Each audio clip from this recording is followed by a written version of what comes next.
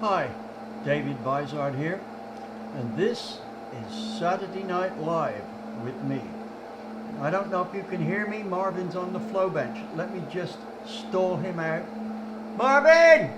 Get your butt over here now and stop making a noise. He'll be here in a minute. Finally, some quiet. Anyway, before we get started on our ad-lib question-taking broadcast, I need to fill you in on a few details here. First, we're going to have a slightly different format to the one we had last week. We're only going to take questions for about the last half hour, and it's going to be a 1.5 hour broadcast period. We will shut it down at 90 minutes. Now, what we're going to do is have the first hour talking about subjects which we've already posted for those of you who are following what we do. And before we get on to that, I'm going to read you some news of what the video channel is doing. So let's start there with our upcoming videos. Now, what I'd like you to do in your question comment here, because it will pertain to this, is type out a question, make sure that it at least follows the format that we've just mentioned, right? What we're trying to avoid is questions which are off in left field compared with what we're covering, right? So if we're doing a deal on a 350 small block Chevy, I don't want to see what Ferrari Formula One engines we're doing, right? That doesn't relate to it close enough. Now, type your question, 4 lines. Marvin's going to take the best of those questions and we're going to answer them, some tonight, some next week, right? So that's how we'll do that. Now, let's have a look at our up and coming videos here. Right, let me just read them off here. Glasses. Not that that's a help reading my writing. Right, number 1, 383 small block Chevy. Why is it such a good idea? And it is a good idea. You can get more per cube, both horsepower and torque, with a 383 than you can with a 350. And there's a subtle reason why that's so. And let me give you a little background on that. Now, these aren't the right numbers, but with a 383, you increase the displacement something like 8%. Right? But if you do everything right, compared with doing everything right on a 350, the torque increase is about 12%. So you get more of an increase than the displacement increase. So that's why it's good. Right. Having told you how that works, the follow-on video is a 383 built to optimum specs. Now, we see lots of 383s built on YouTube and things like this. Let me tell you now, any of them that make anything less than 500 foot-pounds are a disaster, right? If they're not making 500 foot-pounds, they are not optimum. We're going to tell you how to build 383s that typically make between 520 and 530 foot-pounds. That's big block territory. Right, 3. Why the lobe centerline angle is the most critical angle. Now, I get guys saying, don't I know that the lobe centerline angle is an output, not an input? You know, that is so much BS, and these guys are so far behind the 8 ball, it's not true. And I've had one cup car builder say, he and hundreds of his associates know that the lobe centerline angle is an output. I have to say that he and hundreds of his associates are wrong. Now, the first thing that I'm going to do there is prove that they're wrong by looking at the way they calculate it. And I'll give you a clue now. One of them said the first move is I put in the closing time for the intake valve. Well, where does he get this closing time from? My program calculates the closing time, the closing angle, right? He just guesses it. So the consequence is this.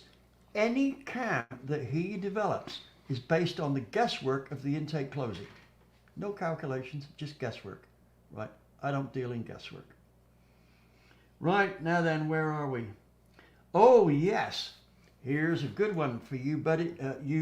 Guys that want to be buddies with a 750 horsepower small block that you simply bolt together.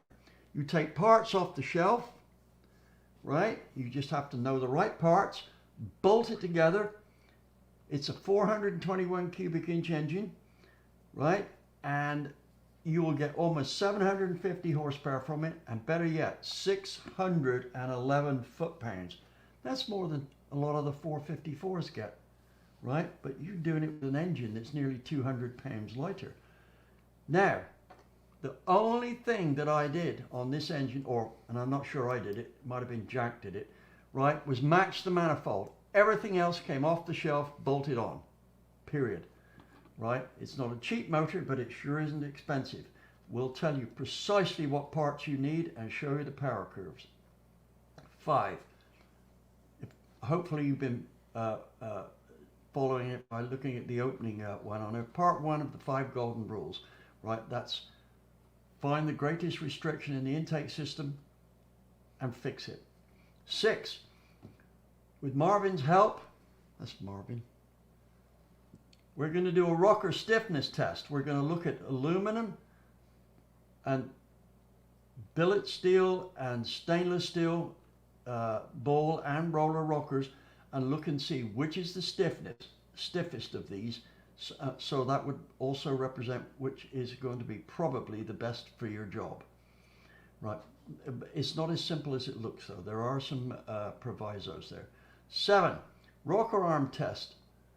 High seat versus low seat acceleration, and we're going to do that on a 383 that we're building over the back there. CFM requirements for carburetors. This is number 9.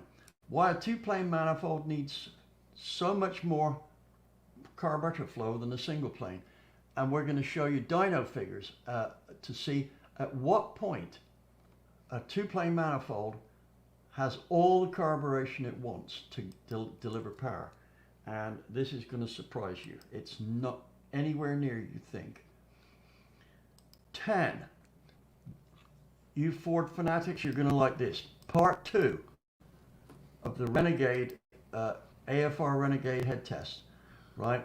This is with the dyno test with a stock and a Renegade head on and a does that have the audio in? Somebody said we had low mic volume. Might be me, I'm not shouting. It's not like you to not communicate. Charlie Crockett, there's only one Z in Wizards. And there's only one Z in Vizard as well for you guys who keep making mistakes. But I love you anyway. Here's somebody disrespecting David Freiberger.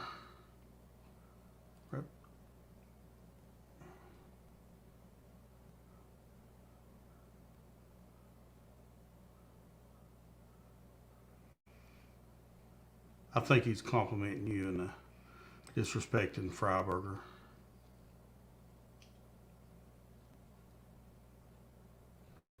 Yeah, the best 383 we've done, Daniel, is 532 foot-pounds, right? And that was on 87 octane pump gas, right? Most of my 383s, we run them on 87 octane pump gas. Because of them being used on the street, right? They are actually targeting street strip deals. Okay, now let me get back to this here. Part 9 of the Renegade test, so we're going to be testing a two-plane Performer RPM manifold on there, and they're great on a small block Ford, versus Jack's highly modified triple two-barrel carburetor intake. Right. Oh yeah, here's another one, 11. Why blowers, that's mechanical displacement blowers, don't increase an engine's VE, right? I've heard this time and time again. The engine VE is not increased with a supercharger. You'll understand why after I explain it to you, right? In fact, the VE usually goes down slightly. Not obvious why, but everybody out there is measuring the VE wrong. Okay, now our videos aren't restricted to just engine tech, right? What we try to do is deliver tech that is helpful for you to win races, and we analyze other stuff out there. And here's an analysis I'm going to do here, since I've had 3 women drivers drive for me, so I know a good deal about this. I'm going to analyze Danica Patrick's performance. How good was she really? Let's get down to some stuff that's not looked at before. So the answer is going to surprise a lot of you. Right, next one, the 4-valve ripoff. Right, this is a quick one on why every single 4-valve engine on the street is a financial ripoff for you. And I'll tell you why. Now, how many of you would like to go racing, but you just can't figure out a way to get started in it? I'm going to show you, or tell you. Track day car. How to get a cheap track day car and teach yourself racing whilst you're trying to get sorted out to go racing. Right. World's #1 4-valve mods. Those of you who are running 4-valve engines, I'm going to tell you how to do the most effective 4-valve modifications on the face of the planet, with track and dyno tests to prove it. Last one. Again, this is something to get you past the finish line first. Some road racetrack tactics, right? So this will be kind of a rundown on what I've experienced on my many years of road racing. So that's about it. That's what you got to look forward to. Now, if you want, you can alter the position of these by, how shall I say, voting for them. So if I get lots of requests of any of those particular ones, that's the ones I'll focus on doing first. Anyway, that's it. Right, so what was our main subject for tonight? The 100 mile per gallon carburetor. I've had 2 of them so far. Really? Right. One was a Honda 30cc moped. Yep. But you never had a 500-inch Cadillac do 100 miles to the gallon. Right, now then, first off, I need some answers back from you guys here. Right, we need to define what they think the 100 mile per gallon carburetor should be on to demonstrate this. Right? I had a Volkswagen that got 100 miles, got better than 100 miles a gallon. I went to the top of Clean Wings Dome. I shut the engine off and I coasted all the way down. All the way down to Cherokee. I've got a story about this. One of my best friends while I'm telling you this story, by the way, what I'd like you to do is to tell me what configuration you would expect to be a legitimate test vehicle for a 100 mile per gallon carburetor. I don't need anything super specific, just a mini car, a mid-sized car, whatever, right? But 100 mile per gallon carburetors on mopeds don't count, nor on motorcycles, because that's an easy thing. I'm talking about getting 100 miles per gallon from a carburetor that's equipping a car which can move 4 people, right? That's it there. My 77 Formula gets 23 miles per gallon with a 400 on a bad day. 21. Right, yep, that makes sense. Now then, where was I? Oh, I was going to tell the story of this high mileage Volkswagen. I've got this friend of mine in Tucson, Denny Wyckoff. He used to run Motor Machine and Supply until he retired. And he was telling me a stunt that they pulled at school on their Science Master. He bought a new VW Bug, right? And whilst he was breaking it in, he was saying the reason he got it was because it was rumored to get such good gas mileage. Well, what they did was not every night, but fairly frequently, like maybe every 2 or 3 nights, they would sneak around and put a gallon or so of gas in his Volkswagen, right? And they did this for about 3 months. And of course, he was getting something like 75 miles per gallon because he always checked it. Well, after they put about 12 or 15 gallons in the car, they then sneaked around and sucked a gallon out of it. So suddenly it dropped from about 70, 75 to the gallon, down to about 30, right? Well, of course, that was a disaster. So he took it round the dealership and they checked it all out and they could find nothing wrong with it, right? And so they started putting fuel back into it again and it went up to about 75 to the gallon, right? Then they started taking it back round to the dealership. Well, of course, finally they admitted to it. Now, they were very careful to make sure that they only took out as much fuel as they put in because they didn't want to be caught for stealing gas. Anyway, I thought that was a pretty good trick, right? But the mileage of that Volkswagen was about 35 to the gallon, so, you know, nothing special. Anyway, you got anything to say, Marvin, before we get into this 100 mile per gallon stuff? Greetings to John Wilburn, by the way. Did he post? Yeah, he just said he's here. Oh, hi, John. Right. Good to know you're there. Okay, let's start on this 100 mile per gallon carburetor. First off, let's take a vote. In the next 2 or 3 minutes, I'd like people who believe that the 100 mile per gallon carburetor existed and it was bought out by the gasoline companies so that they would continue to sell vast quantities of gasoline. No, it was the government. Or the government, doesn't matter. Bought out so it could not be used. How many? Start voting now. You've got like 2 minutes to vote. Only those who think that it was, right? And we won't mention any names here. Dodgy Brothers Engineering, we're not going to mention your name, right?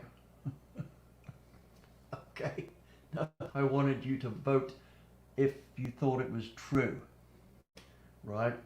I know a lot of you aren't going to. Okay, we got 1 vote for yes, right? 2 votes for yes, 3 votes. Any more? 4. Come on, guys. 5. I'll stop when I see 10 people up there.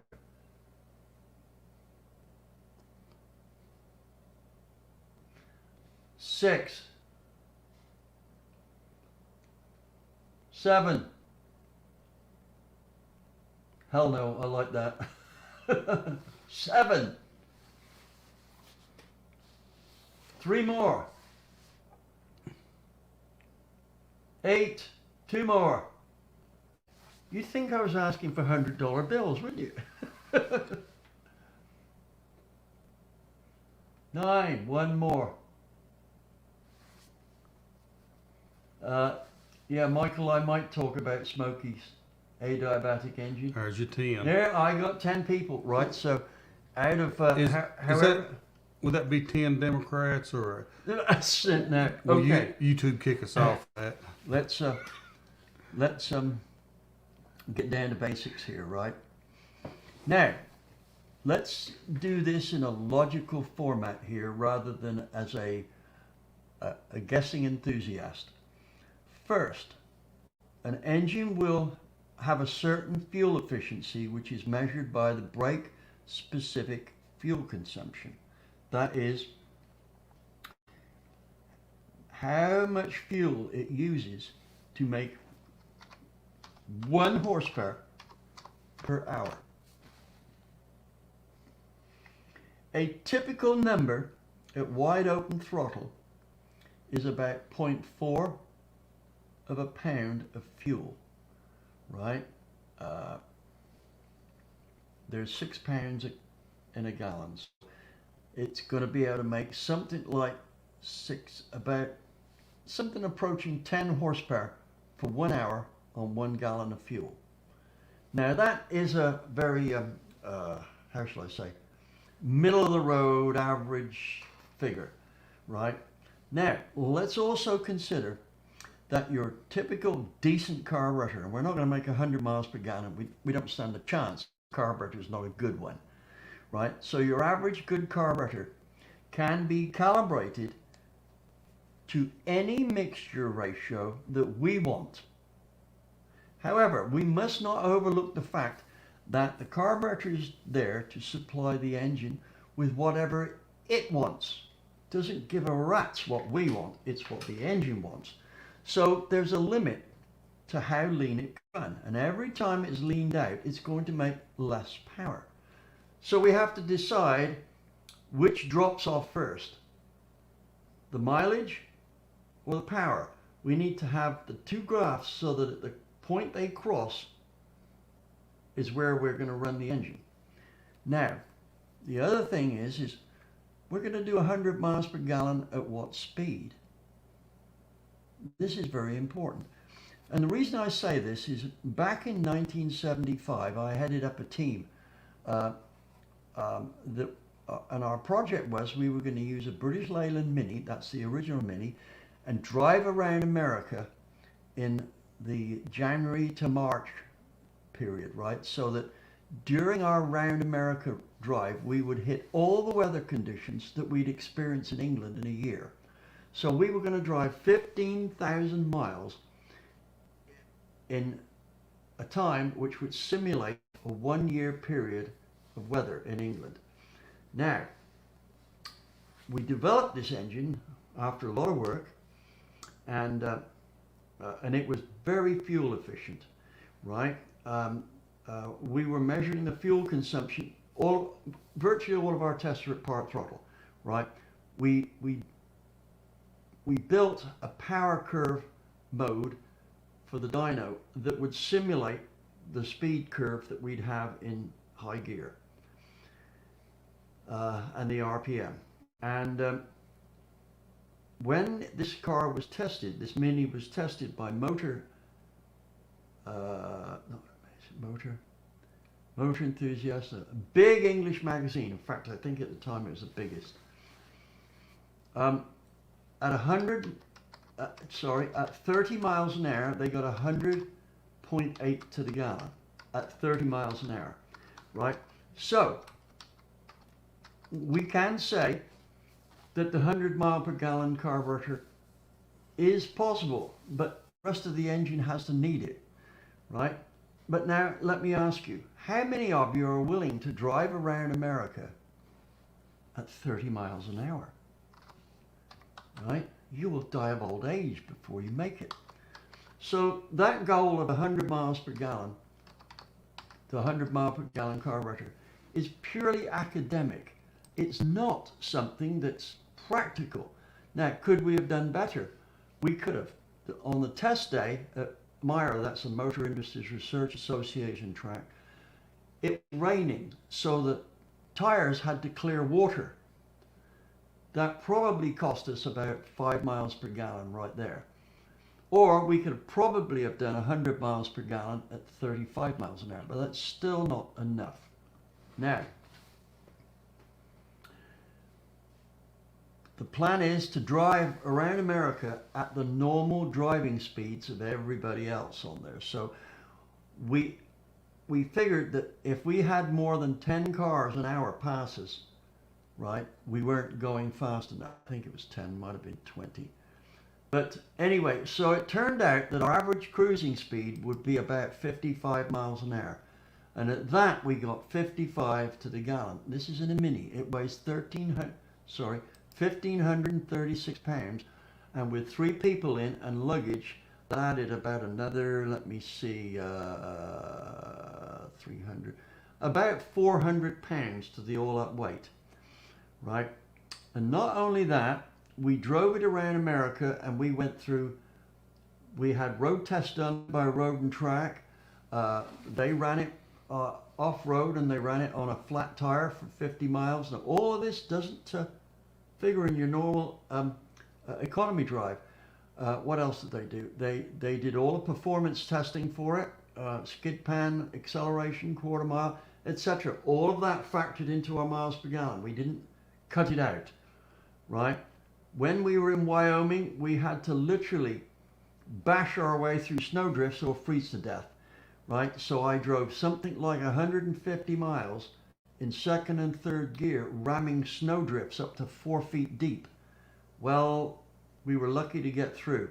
And it was so cold that when we arrived in Laramie, The engine was virtually air cooled. There were icicles hanging from the bottom of the radiator, and the engine block, you could put your hand on it. I doubt that it was hotter than about 130 F at the most, right? The heater was barely blowing out any cold air, and that's how it was when we arrived at our motel, right? Freezing. Next day, when we started the car, we put cardboard over the intake and let it thoroughly warm up before we left, because otherwise we would have frozen inside. And we drove with the cardboard covering the grill. Anyway, so here's my point. Here was a car which had umpteen hours of research done on it. We got some incredible part throttle fuel economy figures, right down to about 0.33 at part throttle. Anybody who knows anything about that, they'll know that that's very good. Anyway, let's put that carburetor on a regular sized compact, right? Do I think it's going to do 100 miles per gallon? Hell no. The engine might not be able to run on that. Oh, by the way, the carburetor, we got the carburetor and the ignition combination to run as lean as 22-to-1, right? That was where we made the most mileage. And the key that we found to making mileage was letting the exhaust out as free as possible, i.e. as small a back pressure as possible, leaving the exhaust valve closed as long as possible, but having a very high flow and a big exhaust valve. Also, compression ratio, we ran a 10.5-to-1 compression ratio. The other thing was our SU carburetor on there was modified to atomize the fuel absolutely down to probably about 5 microns at part throttle. And I don't think you can beat an SU carburetor for mileage, not even a fuel injection system. And that's because they have an atomization curve which is very flat. It's all atomized. Don't make the best power, but they do make the best economy. Now what else was relevant on that engine? Right, rough intake ports. Yes, all you guys who keep on polishing intake ports and all that, you're going to make an economy head. No. You have a good cuttered finish on there, or a really good rough emery roll, something like 40 grit, right? Anytime we polished the intake port, we lost miles per gallon. Anytime we increased flow on the exhaust, we improved miles per gallon. What else? Keep some good heat into the intake manifold, but not too much. We found a water-cooled intake manifold. I say a water-heated one with a temperature of about 180 degrees was the best with our combination. I suspect if you're using a Holley or some other carburetor like that, you're going to want more than 180 degrees because they don't atomize quite as well as an SU. Right, so anyway, the bottom line is this. We had the ultimate carburetor to make enough power to drive a typical car along at 50 miles an hour on an economy deal, right? And that was with a small car. I doubt we'd ever get 100 to the gallon with a conventional engine in that Mini, right? No, I doubt it. We wouldn't. That doesn't mean there's not ways we could have done it, but with that Mini and that carburetor, no 100 miles per gallon. So I don't think any of your regular compact cars like a Toyota, Camry, etc., are ever going to make 100 miles per gallon on a trick carburetor. So here's my take on it. The 100 mile per gallon carburetor, as we've discussed here, does not exist. I run a .032 on the small block Chevy. No, you don't run a .032. The best you can run is .32, and I'll guarantee that's at wide open throttle. Now try it pulling a 15 inches of vacuum on there, right? And let's see if you can get under 0.5, right?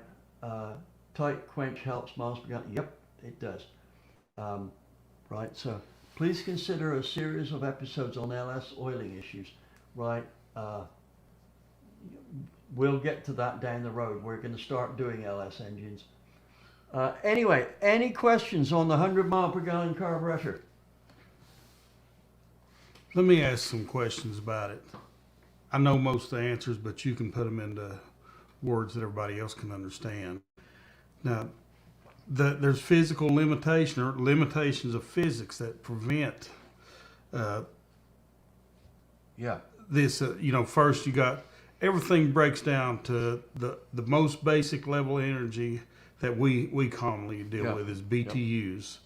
And gasoline burnt through a gasoline engine is only, the earlier models was 20 to 25% efficient, if not less. And the most modern vehicles we have, the best fuel injection out there, direct injection LT1s and Corvettes. They're probably 30, 32, 33 at the very best. Absolute best, yeah. Now, when you got rolling resistance of the vehicle, you got the rotational friction turning the power plant over. Not to mention all the powertrain losses. And with any kind of conventional passenger vehicle, you're lucky if you put 15 to 20% of them BTUs, turn them into rotational energy at the rear wheels. Hang on, let me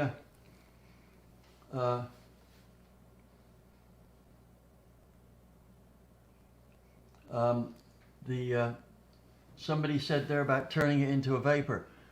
The fuel came out of the jet so fine that at the jet it was almost a vapor. By the time it had gone through a heated intake manifold, right, and a hot engine, probably as much as 90% of that charge was vaporized, and the rest of it that wasn't, the droplets were so small that it would burn like it was vaporized. Right. Mercedes F1 engines today are 50% efficiency. Is that with their electric recovery system and stuff like that? So, but here's the thing.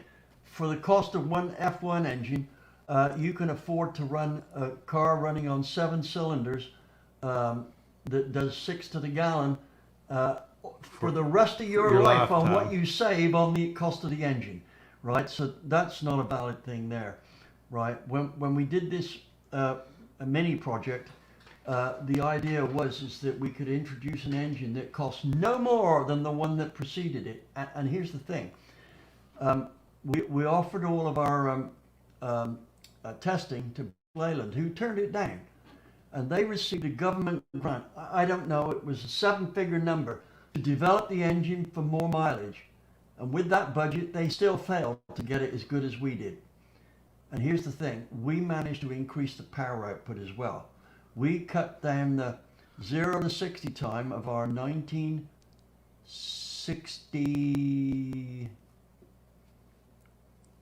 Mini to 9.5 seconds, right? Well, back in those days, that would blow most cars into the weeds, right? And it had a top speed of almost 100 miles an hour. Right. Okay. Toyota hybrids are new in Australia. That are liters per 100 about. See, I can't say. John, volumetric efficiency.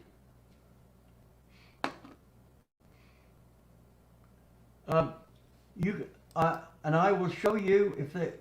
John, go back to that. Go back to John's there. Please, it says. Please elaborate on volumetric efficiency. My university classes on the engines claimed exactly what you say is wrong about supercharging, increasing it.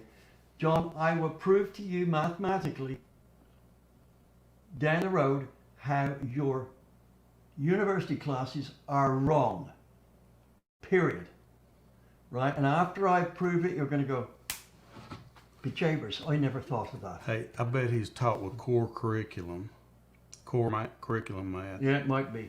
Right. Anyway, this is a common mistake, and I think probably only 20 people in the world actually understand why it's wrong. The way it's taught, it doesn't increase the volumetric efficiency. Right. Now, what else? Let's go back to fuel vapors. Yeah, fuel vaporization. Right. Fuel vaporization will give your engine the best brake specifics. That is the best horsepower per pound of fuel per hour.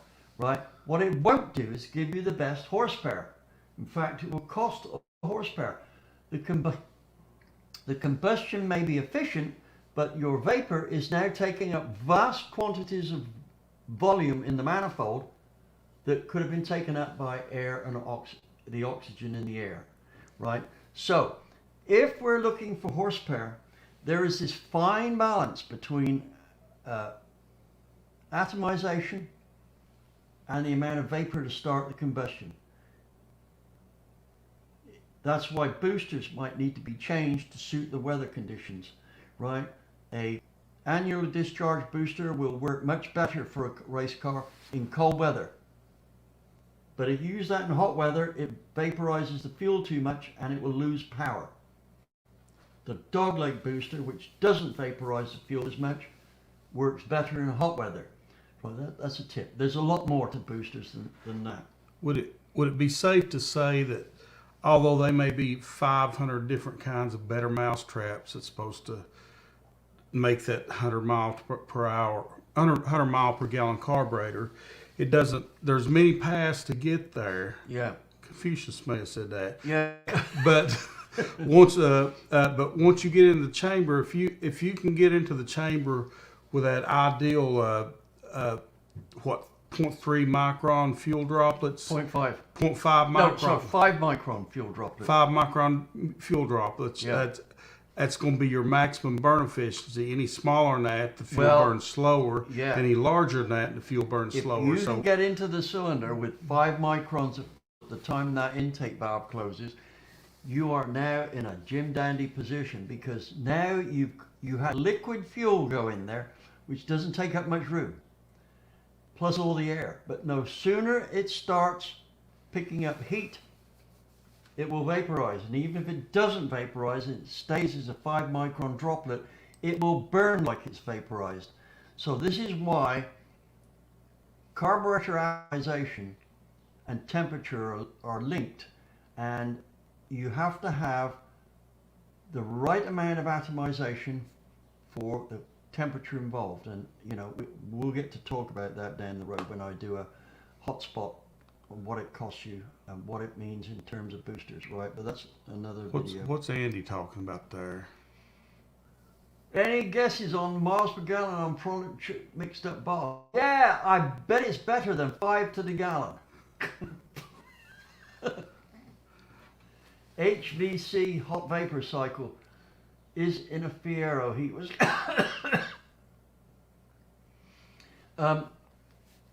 75 miles per gallon, but at what speed was that?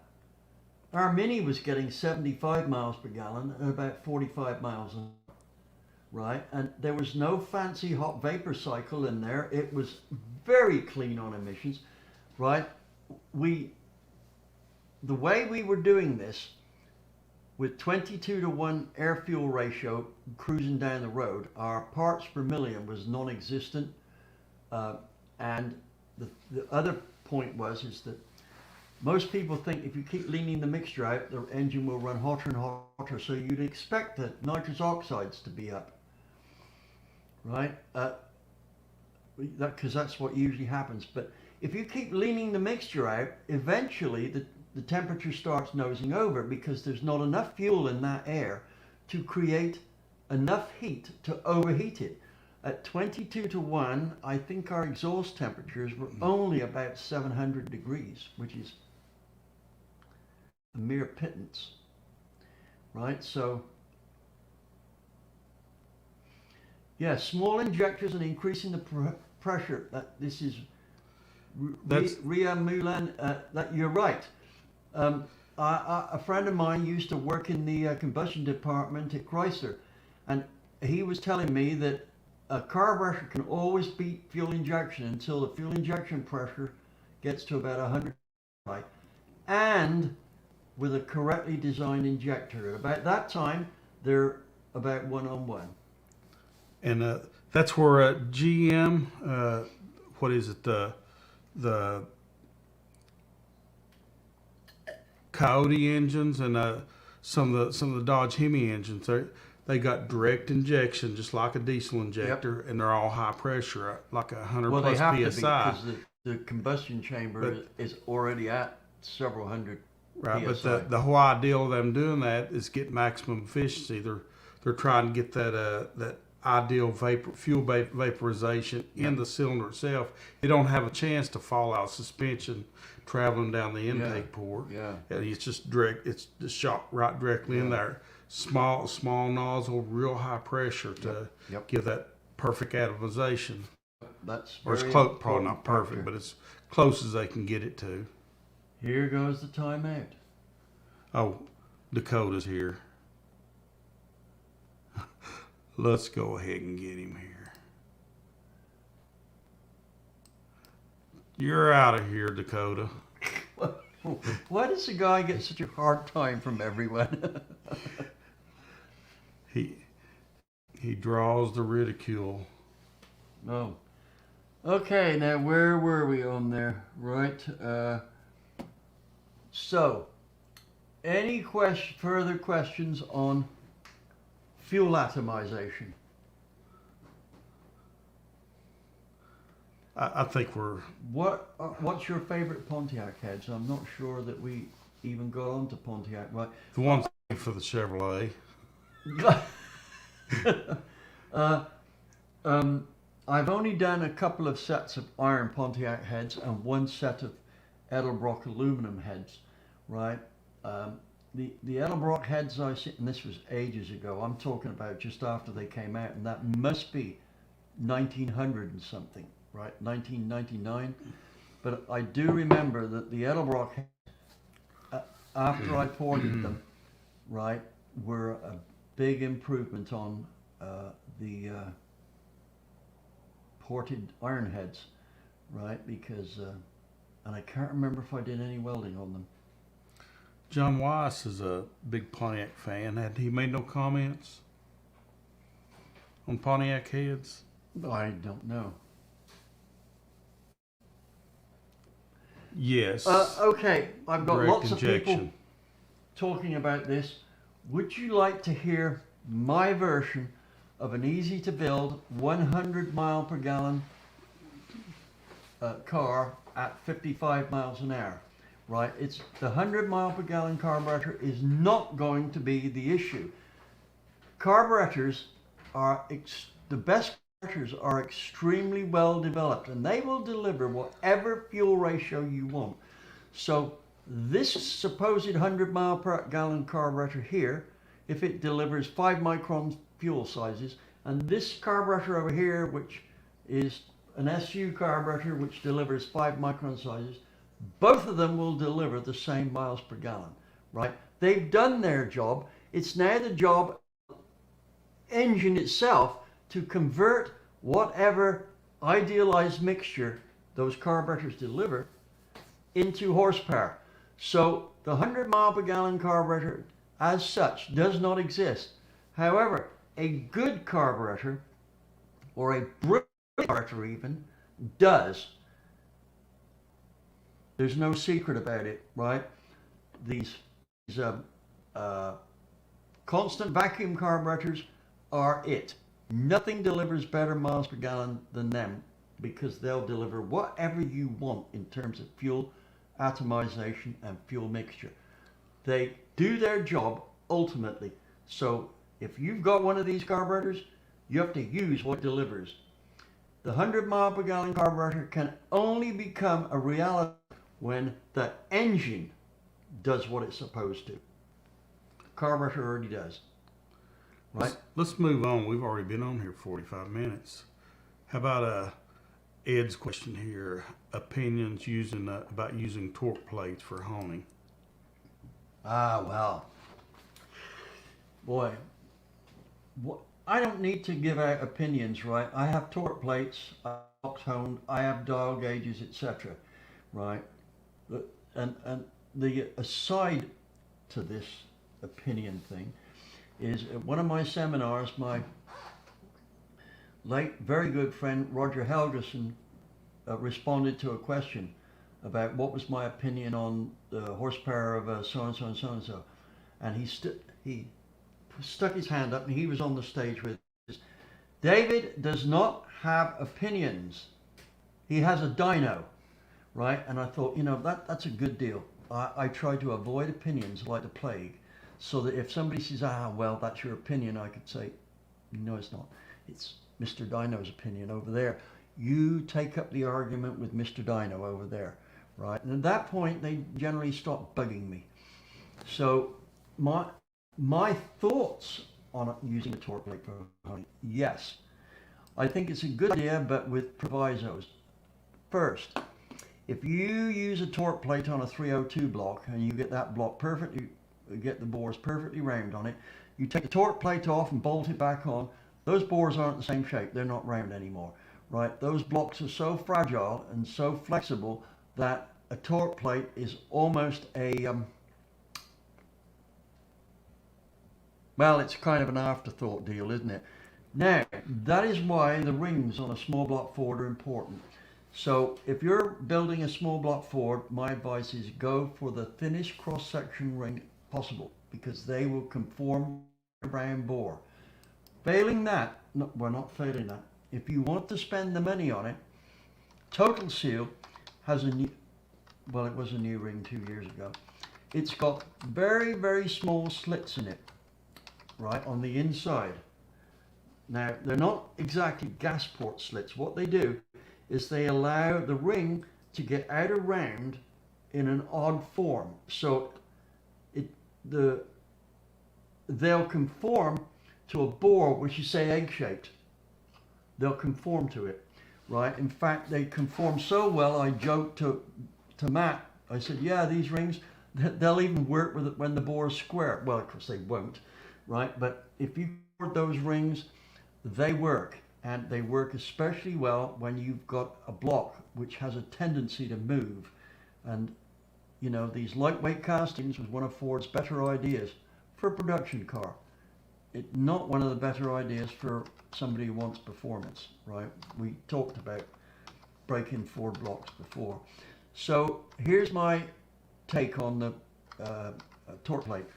Yes, use them. Now, here's an aside. What if you've got a kind of a rare engine and your machine shop doesn't have a torque plate? Well, you can kind of cheat the game here. What you do is you put some bolts into the block and you bolt a stack of washers on at each head point. Doesn't have to be the thickness of the head. 4 or 5 hardened steel washers underneath the head bolt, right? Torque it up. Now if they come over the bore, you have to obviously grind that off, and that will simulate most of the stresses that you get with a torque plate, right? It won't be as good as a torque plate, but it will probably be 80 or 90% of the way there, and it's definitely better than nothing. Anything else? Back to torque plates. What about the people that got this real high dollar special equipment, heat the block to normal operating temperature before they torque it, and there's no advantage in that, is there? No, we tried doing that. We went the whole route. Heated the block up with hot water. We even heated up the top of the block more than the bottom of the block with electric induction stuff, right? And it resulted in no more power on the dyno. However, our bore preparation is so far past that, and I can't talk about it, right? Maybe in 10 years' time. But what we're doing with bores now, if I told you, you go, what? Right? Nearly everything that you read about on bore preparation is not where it's done with Formula One and Formula One style engines. Not even close. Right. Who else's question have we got there? Oh, when's our next seminars? Do you know? That's one about 6 hours.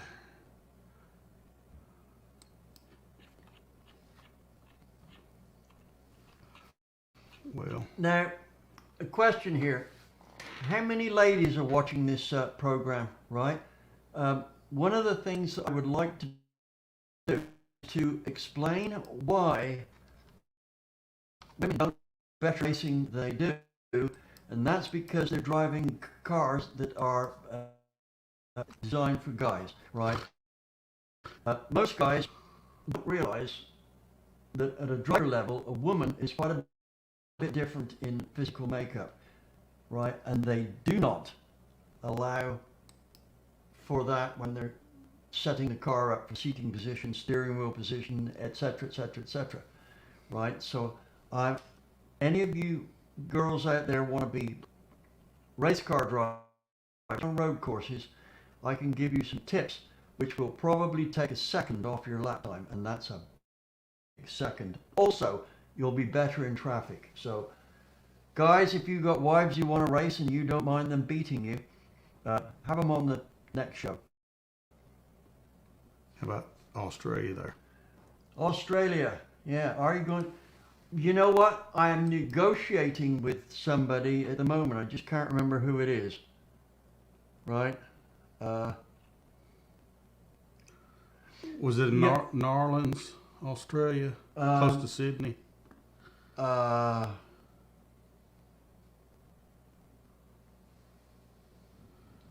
All I remember is this guy's got a dyno, a spintron, and lots of other stuff, and I thought, there's a place where we should hold a seminar. You talk Aaron or somebody else? No, not Aaron. Aaron's got everything but a spintron. Right? And I think he's in Perth. I'm not sure. Right? But we'll get back to it. We'll make an announcement. It's still in the negotiation stage at the moment. Half fill, short block, thin bore. Yeah, that's a, you know, I'm a fan of concrete filled blocks, but there are some situations which develop that you need to know about. First off, a lot of the heat from that's produced and transmitted to the oil goes through the bottom of the,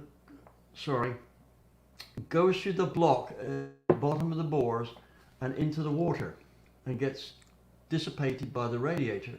So when you fill the block with concrete, you almost eliminate that heat path from the crankcase to the water.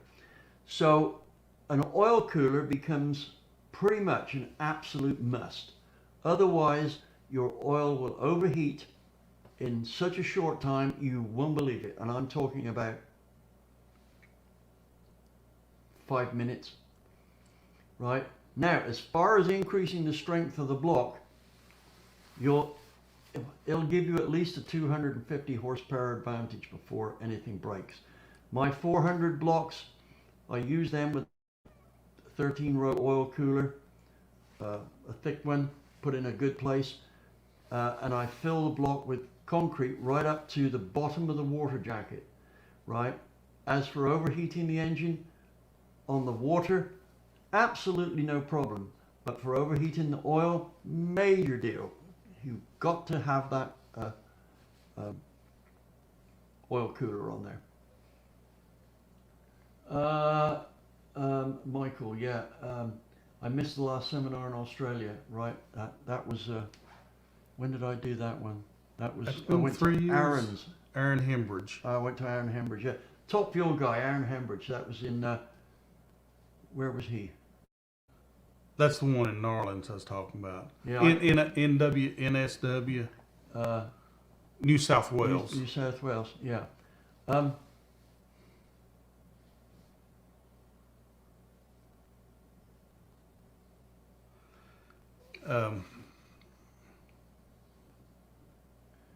Mew. Tom!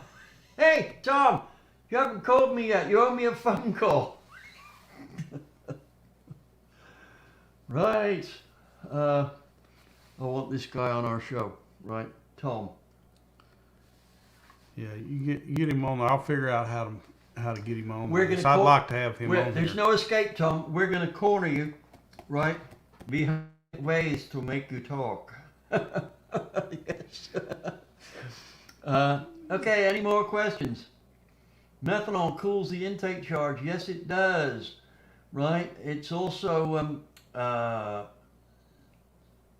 difficult fuel to use, right? You don't just swap over to methanol. You know, I've had enough experience running old iron-headed sprint car motors to know that if you want that car to run right, you don't run straight methanol. Right? And I'm not talking about putting nitro in it or anything like that. I'm talking about ignition accelerators and things to cut down its surface tension and all that stuff. J. Russell Finch, God damn it. We spent our whole lives holding... Are you sure? I'm not sure I want to read that one out. Right, so...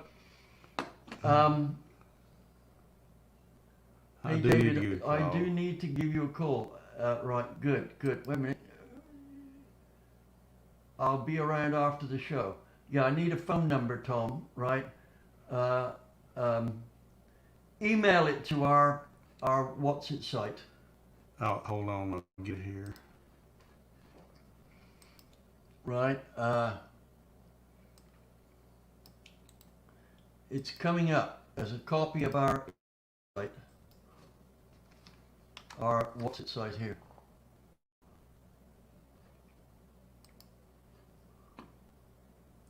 Oh, my Porsche 944 has a coolant passages that extend only 2 inches down from the deck, and it has a factory external oil cooler. Ron Woodruff. What all would we need? Oh, I was going to tell you how to build a 100 mile per gallon vehicle, right? It's not due to the carburetor though. So, what's David drinking? That's Diet Coke. Why? If anyone's got some rum, I've run out of rum, guys. If anyone's got some, send it to me. Urgent. Send it by email.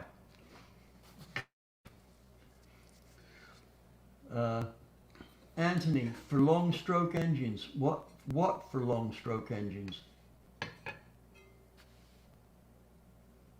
Right, okay. There we go. Thank you, Tom. Now then. Yes, here's my plan to build a 100-mile 4-seat sedan. Right. Oh, and by the way, I've had plenty of people from the fuel economy clan of USA who said they've got vehicles which do 100 miles per gallon. But when I say to them, come down and show me, I never see them. Right? Now, I'm not going to count any of these where you put it into turn the engine off and blah blah blah blah blah like this. It's unrealistic, right? I want to have Granny down the road drive it and get 60 to the gallon, right?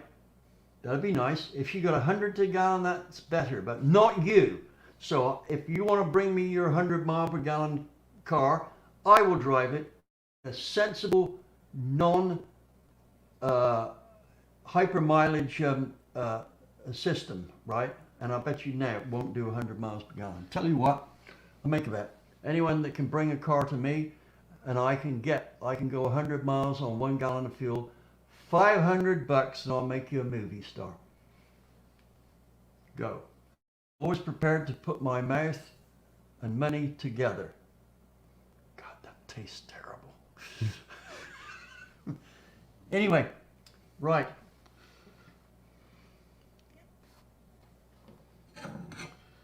Want to talk about what I've been doing today?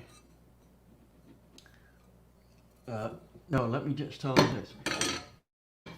First off, let's take a small engine, right? And the engine that I had thought of doing this on would be one of those 3-cylinder engines that was in the Chevy Metro a few years back, right? Geo Metro. Geo Metro, yeah. It was like 993 cc.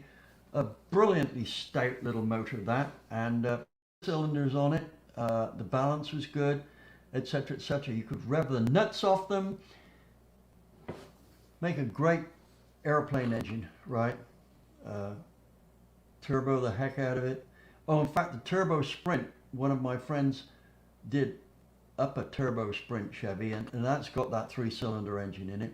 And I think he got it up to about 140 horsepower at the wheels from 993. So in a little car like that, boy, it was sprightly. But anyway, that's not the thing. Here's my plan. I'm going to make an internal steam engine out of this motor. First, compression ratio about 20:1. Secondly, the injection works on about every third stroke, injecting fuel into the engine, right? And the fuel is injected with water to suppress detonation. Now, let me tell you something about water injection.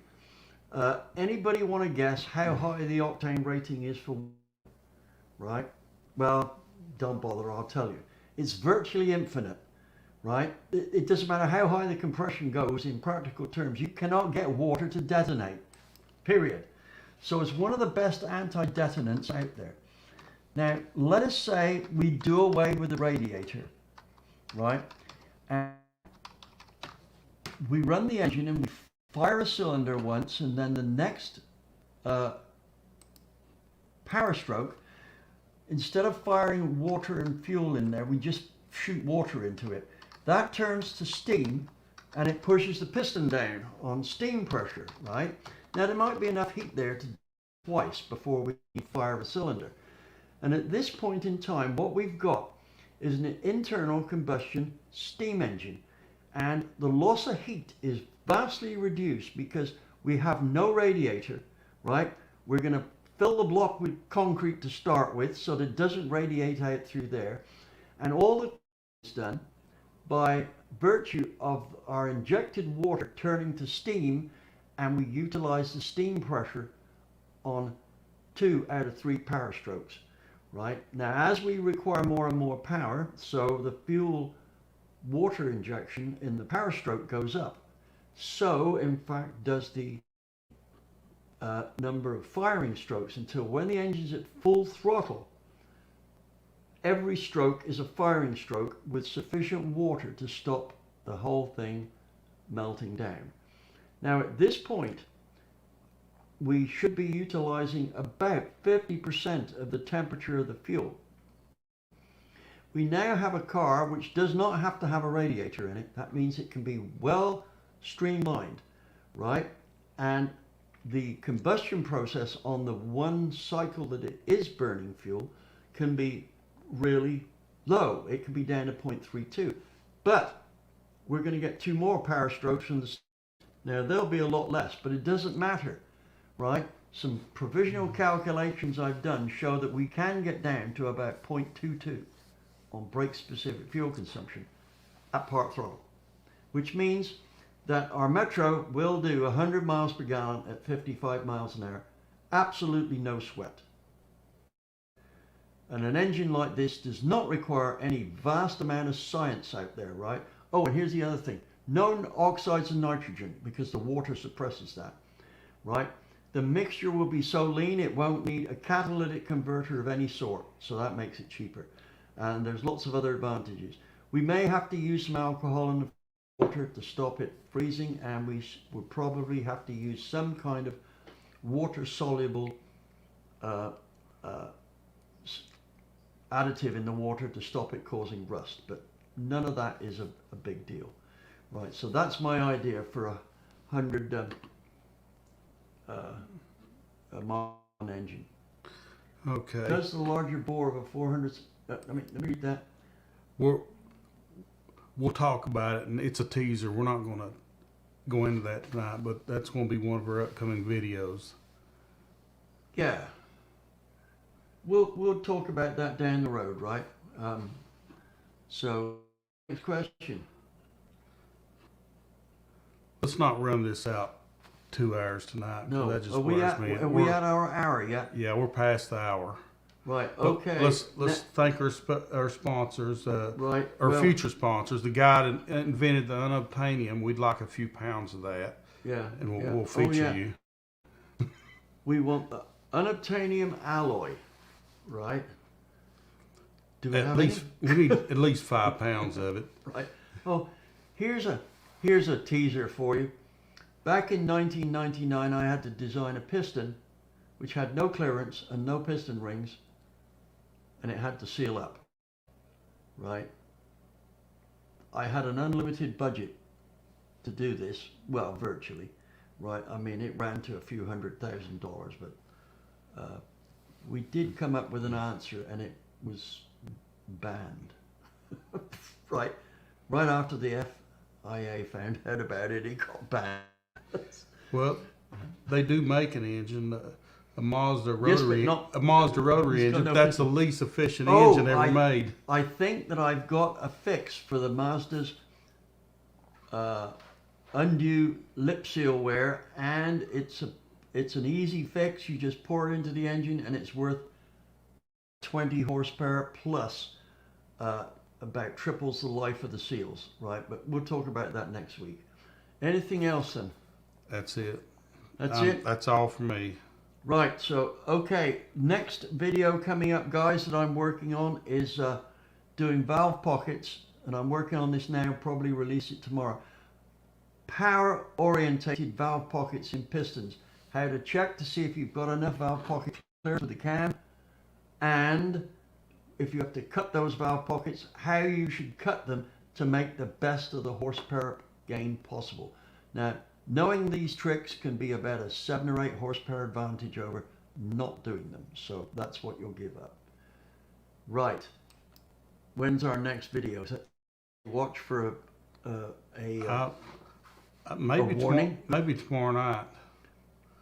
Tomorrow night. Tomorrow day, maybe. That's a bit soon, isn't it? I thought we had that one almost ready. It may be Oh, Monday. no, a video. When's our next online broadcast? Next live, okay. Yeah. It'll be the week after the 4th.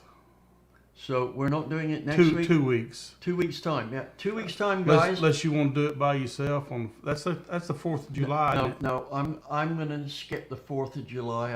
I've got a lot of head porting to do here, right? So I'm gonna skip that. Cheers. We will see you guys in 2 weeks time, hopefully. So have a good evening, some good questions, and remember that list I gave you there, right? And see if you can come up with questions based on that. Okay? We're good to go? Good night, boys and girls.